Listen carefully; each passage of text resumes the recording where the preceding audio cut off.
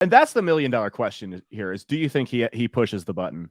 I really don't think so. He I don't doesn't either. really gain. I mean, I don't think of so like in military doctrine, there's two types of like bombings you could do, right? There's tactical bombing, which is like what you see in like movies where like a plane comes and attacks like other troops on the battlefield and shit, and like they're like, you're calling in like fucking planes to come bomb and shit. Then there's like strategic bombing, right? Strategic bombing is like where you're bombing infrastructure, like with bombers, you're doing long range, like the shit in like World War II where like the B-52s were like blowing up German airfields and like blowing up German factories and stuff. And that, so like a lot of people think that he might deploy a tactical nuke, right? Like a smaller nuclear weapon to say like,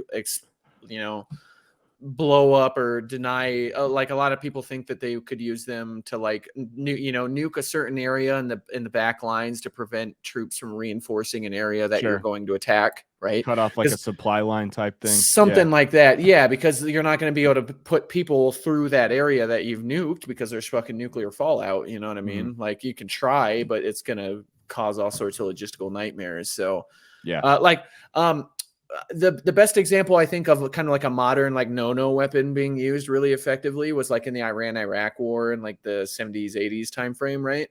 One of the big things about that was like when Saddam Hussein was in power, right? The Iraqi military used gas weapons against the Iran military for exactly that, for area of denial was what they call it, where gas a whole area with with mustard gas and yeah, well, I don't know if they necessarily use sarin. I know like chlorine mustard gas was what was used a lot. Yeah, that basically will prevent, temporarily an entire, group of, reinforcements going to an area and stuff. That's mainly what they used it for. So they think that if there is going to be a nuke used at all by Russia, it's going to be that